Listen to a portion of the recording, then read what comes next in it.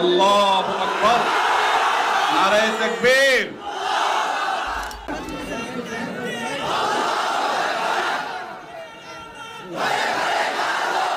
আপনি 27টা আমলকে আগে কখনো শুনছিলেন? জি না, আমি আজকে প্রথম শুনেছি এবং মুখস্থ করে আপনাদের সামনে উপস্থাপন করেছি। আসসালামু আলাইকুম ওয়া রাহমাতুল্লাহি ওয়া বারাকাতুহু। ওয়ালাইকুম আসসালাম ওয়া রাহমাতুল্লাহি ওয়া বারাকাতুহু।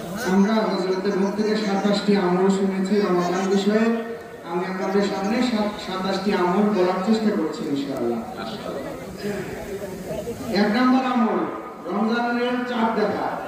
জি। 2 নম্বর আমল রমজানে রোজা রাখা। 3 নম্বর আমল রমজান মাসে রাত্রি যাপনের তারাবি পড়া।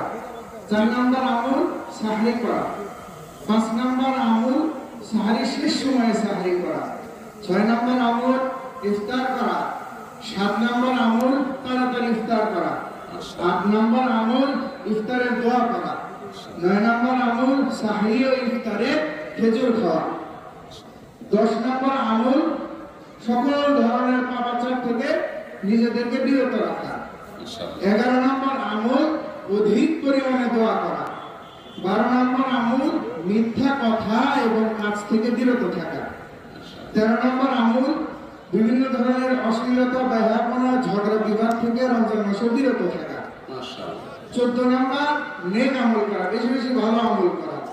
15 নম্বর ইস্তেগফার করা। 16 নম্বর রোজাদার ব্যক্তিকে ইফতার করানো, যেটা আমাদের সমাজে খুবই কম। 17 নম্বর পবিত্র কোরআনুল কারীমকে তেলাওয়াত করা। 18 নম্বর পবিত্র কোরআন কারীম শুধু তেলাওয়াত করা না, পরস্পরের মধ্যে তেলাওয়াত শুনাশুনি করা। 9 নম্বর দান সদকা করা।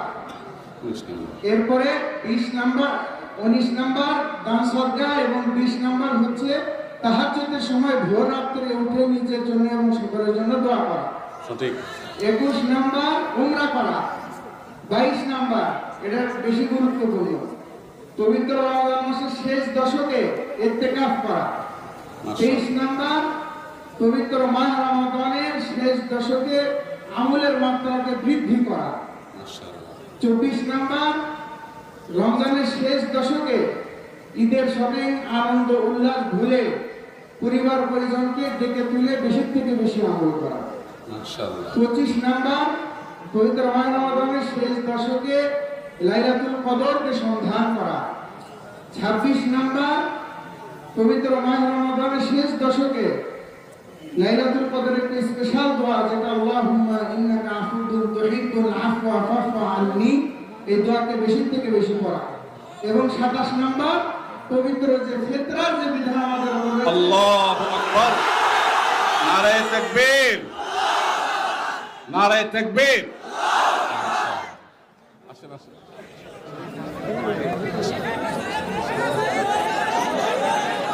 আসেন, এই বই আপনার জন্য উপহার, আর আল্লাহ তাআলা আপনাকে উত্তম বিনিময় দান করুন।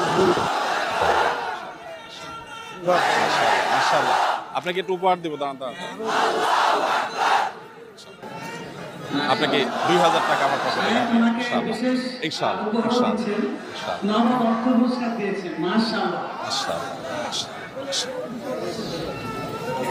মাশাআল্লাহ, মাশাআল্লাহ। কি নাম ভাই আপনার? আপনাকে মাইকটা দেন একটু। হাফেজ ফাহাদ হোসেন। ফাহাদ হোসেন। জি। আপনি 27টা আমলকে আগে কখনো শুনছিলেন? জি না, আমি আজকে প্রথম শুনেছি এবং মুখস্থ করে আপনাদের সামনে উপস্থাপন করেছি। সুবহানাল্লাহ। ভাইরা আমার এর আগের রেকর্ড আপনাদেরকে আমি বলেছি, গত 2 বছর আগে এই রমজানের 27 আমলের এই সংকলন কোরআন হাদিস ঘেটে আমি গবেষণা করে এটা বের করেছি, এবং 2 বছর আগে নোয়াখালীর সোনাইমুড়িতে আমি এই বক্তব্য রেখেছিলাম ঘন্টা ব্যাপী। আমার মনে আছে সেদিন এক যুবক দাঁড়িয়ে টানা 27টি আমল আমাকে শুনিয়ে দিয়েছেন, কিন্তু আজকে এই বগুড়ার হাফেজ সাহেব যেভাবে শুনিয়েছেন, এটা মিরাকল ছাড়া এটা সাধারণ কোনো বিষয় নয়। একটি জায়গায় তিনি বাদলেনও না, একটু ভাবতেও থাকে হলো না। আল্লাহ রাব্বুল আলামিন তাকে এলেমে, আমলে, তাকওয়াতে, তাহারাতে সবকিছুতে আল্লাহ তাআলা বরকত দিয়ে কামিয়াব করুন। আল্লাহ আমাদের সবাইকে আমলের তৌফিক দান করুন। বগুড়ার মানুষ চ্যালেঞ্জে এগিয়ে গেল এবং সকল রেকর্ড ভঙ্গ হয়ে আমি নতুন করে আপ্লুত হলাম আল্লাহ তাআলা আমাদের সবাইকে রমজানের পুরা সমস্ত আমলগুলোকে যথাযথভাবে আমল করার তৌফিক দান করুন। আমি খুশি হয়ে আমার ভাইকে 2000 টাকা আমার পকেটে ছিল, 2000 টাকা ভাইকে হাদিয়া দিলাম। আর আমার লেখা বই ভাইকে উপহার দিয়েছি। তিনি একজন অন্ধ মানুষ হয়ে তিনি মনোযোগের সাথে মুখস্থ করেছেন। তিনি যদি আজকে লিখে রাখতেন তাহলে আমি বলতাম যে লিখে লিখে তিনি আবার চর্চা করেছেন। শুধু শুনেছেন মনোযোগ দিয়ে এবং মুখস্থ করেছেন। ওয়াজ মাহফিল তো এরকম হওয়া দরকার যে ওয়াজ মাহফিলে কথা শুনবে সেটা আবার শোনাবার মতো যোগ্যতা থাকবে, এভাবে শুনবে। আল্লাহ আমাদের সবাইকে সেভাবে শোনার তৌফিক দান করুন।